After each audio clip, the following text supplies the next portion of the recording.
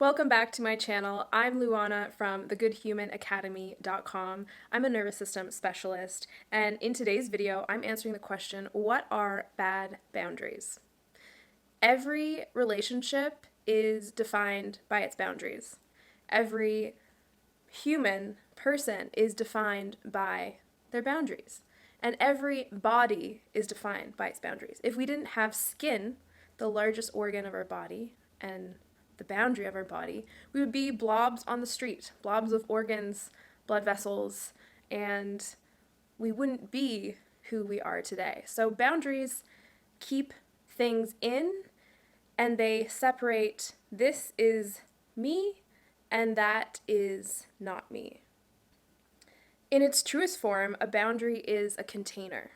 What stays inside, what belongs here, our beliefs, our thoughts, our emotions in the relational context, our secrets, our deepest fears, our insecurities, our opinions.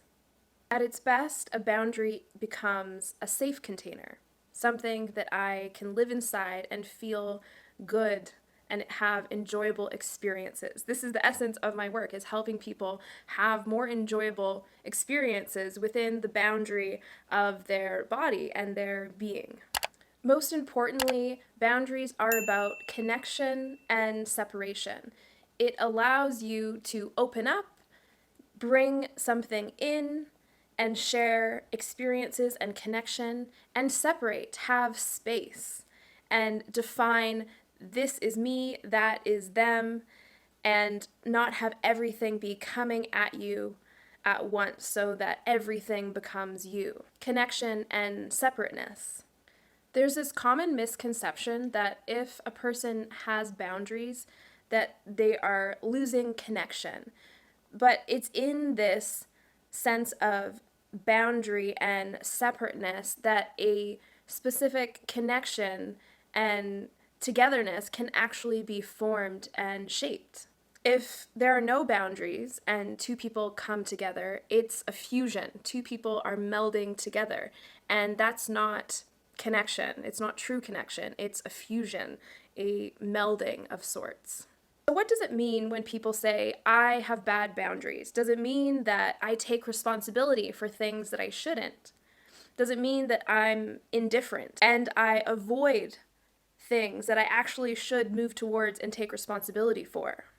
Do I take on other people's experiences and feelings as if they were my own problem? Or do I give too much distance between me and another so that I'm always at arm's length and I never actually get close enough to anyone to have a true, genuine connection or ability to empathize and understand another human? The most important boundary that we all have, that we all live in, is our skin. And if our skin is too tightly bound and the pores are actually tiny, and what happens? We don't allow nutrients to come in from the outside world, and we don't allow things or toxins to move out. So we become cut off, and our cells and our skin becomes dried up, and we lose our life and vitality. On the flip side of this, if our skin is too open, if those pores and cells are too porous, then we have a wound and we can't help ourselves from remaining hurt all the time if there's too much openness and the pores are too porous and permeable. Our skin needs to have little holes that are a good membrane, that are adaptable and allow nutrients to come in, sunlight to come in from the outside world to take up nutrients, and also be permeable enough to take things out of our body, out of our skin, the biggest organ of our body, to maintain homeostasis and a healthy sense of self. Just like a relationship can be too permeable, too many things coming in, too many opinions from others, too many ideas and thoughts from other people or culture, and it's shaky. There's no stability to it.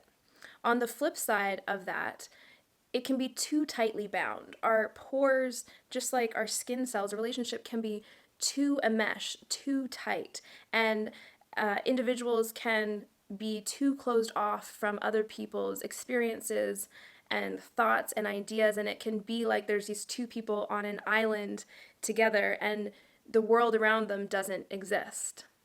If you've ever heard of the show Smothered, it's a great rendition of the too tightly bound experience of a relationship. In this context, smothered, a mother and a daughter, and it's smothering. The relationship can be smothering. Just like our skin cells in a relationship, we want to have good membranes. We want to have things be able to come in, and you have the choice to choose this stays great and that is going to go. I'm not going to have that. That is a good membrane or a good boundary. What are bad boundaries? Dysfunctional boundaries.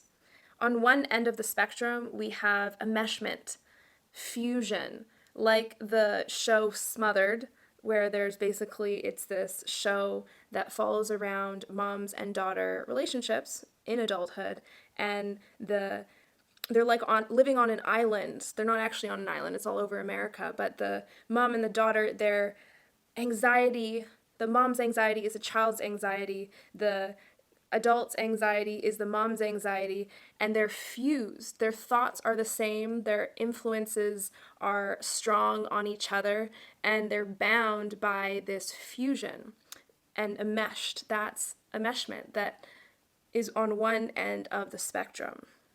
Everything that happens to me happens to you. My sadness is your sadness. My anxiety is your anxiety. My depression is your depression. On the other end of the spectrum is a boundary that's too wide. A person can go away for 4 days and the other person may not even notice that they're gone. Or in a couple, if one person is sick and the other person doesn't even realize that the other individual is sick, that's a boundary that's too wide. There's too much space in between the care, needs, and connection with another individual. These are the two most common bad boundaries or dysfunctional boundaries, if you will, that I see. So I have a few questions for you so you can self-reflect. And like most things, as you know from being on my channel, the best place to start for understanding how we embody boundaries and if our boundaries are healthy or they're a weak membrane that's too permeable or they're rigid is to look at our family of origin. Were your boundaries around your family unit growing up permeable, flexible, or rigid? And how so? Answer this with your current life right now, your romantic partner, a close friend, a coworker.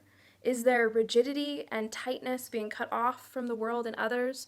Or is it too permeable, too loose, too much space? A lack of connection and closeness? Or is it a flexible, or is there the sense of flexibility, this ebb and flow? That, my good friend, wraps up this video on what are bad boundaries. Thank you for sticking around till the end, and I'll be making more videos on boundaries over the next few weeks, so make sure you're subscribed, you like this video, and turn on those post notifications so you know when I upload the next video. I'll see you very soon. Take good care.